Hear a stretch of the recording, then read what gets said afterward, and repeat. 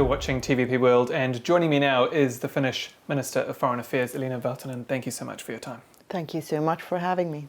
Polish Prime Minister Donald Tusk says Ukraine's war is our war. Are Europe and Russia at war, at peace, or something in between?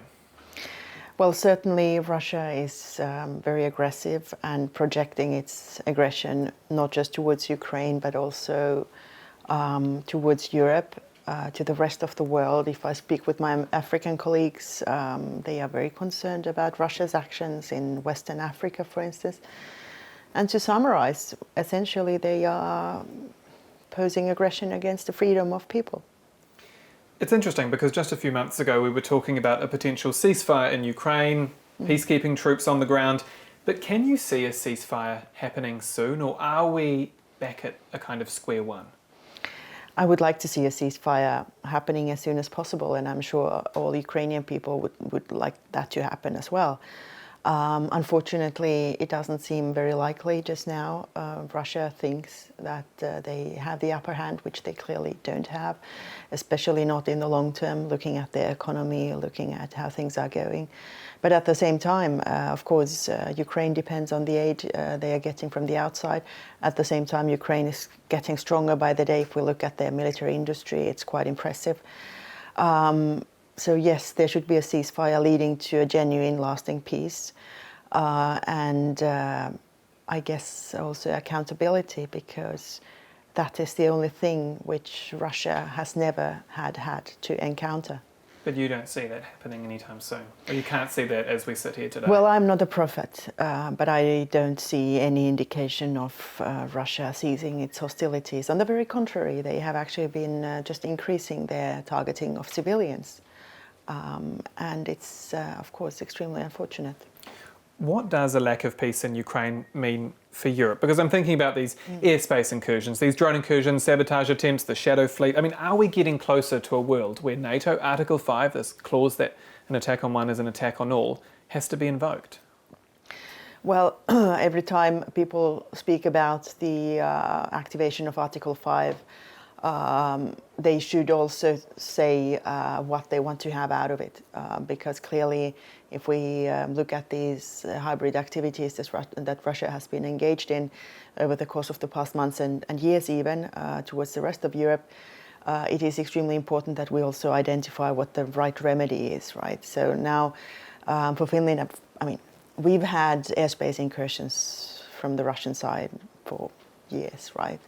We typically don't make a huge fuss out of it. Of course, we take it bilaterally, and if there was a severe threat to something which we hold dear, then of course we would act accordingly. So it's also extremely important that we, take things the way that we first analyze. We become aware of the situation across the alliance as well, and then see how we should act. But for instance, what comes to the recent drone attacks or drone incursions, I think the response that NATO has operationally been able to produce is exactly the right one. And this is, of course, something we should be continuing on. And we don't have to invoke Article 5 for that. We just have to make sure that our procedures work. Do you see any evidence that Russia is using its shadow fleet to launch those drones?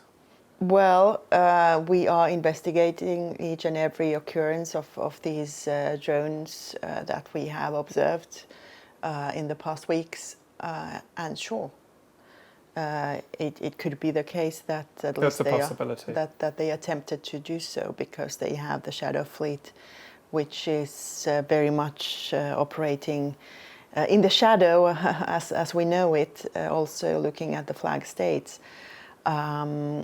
So it could be tempted to use those, yes. Because I guess the question is, we see in the Baltic Sea Baltic Sentry, which was launched to deter or to counter the threat of the shadow fleet on the eastern flank. We now have Eastern Sentry and this proposed drone wall. But are these enough to deter Russia? I guess what comes to proper deterrence of Russia, we need to think, first of all, long-term, and second, strategic. And they're investing more heavily than we have been able to do before.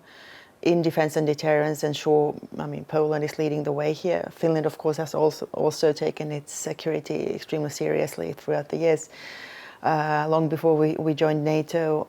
So we just have to increase our pace, right? Ramp up our defense and deterrence, and also, work on a defense industry which is competitive.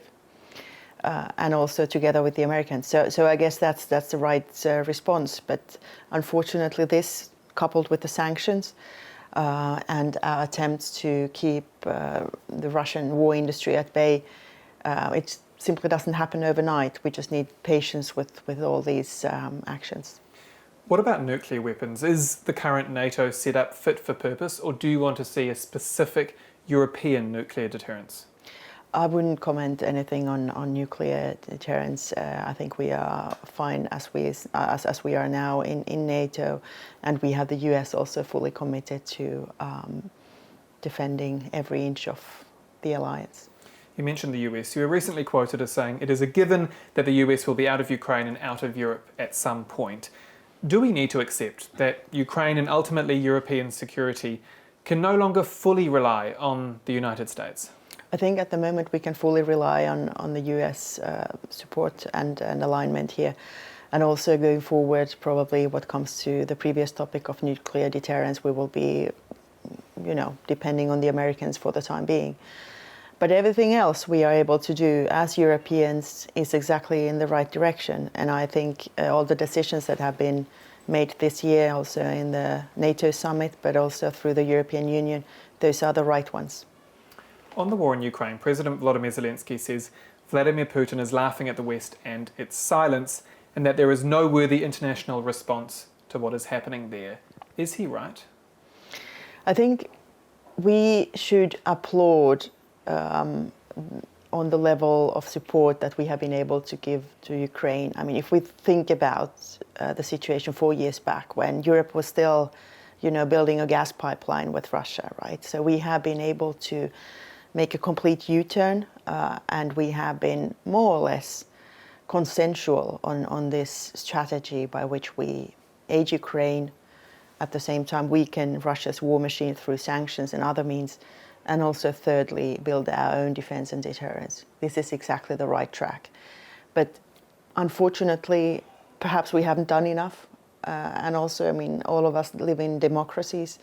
We have our budgetary constraints as well. We certainly weren't prepared for this. But I think the response, given what the background was still a few years ago, that the European countries and the entire alliance, also the coalition of the willing with covering countries from also beyond Europe, it's been, fantastic. So we should just, continue on this track and also be happy about what we have achieved, and more importantly, to do that in order to be able to continue on this track. So do you agree that Vladimir Putin is mocking the West and its silence? The Russian leaders' mindset is that that they always post these maximalist demands and then see how far they can advance without having to incur any kind of loss, for instance. And that certainly didn't happen with Ukraine. They thought that they would take Ukraine in a matter of a couple of weeks. Didn't happen. So now they are engaged in this war, which also brings in a lot of losses in terms of people, but also material. But the Russian mindset, unfortunately, is a very imperialistic one, as it is. And I guess the free world, including Finland and Poland, we should just be firm enough to tell them this can't be happening anymore. Elina Valtonen, Minister of Foreign Affairs of Finland, thank you again for your time. Thank you so much. And that's all for this exclusive interview here on World News Tonight. I'm Aaron Darman. Good night.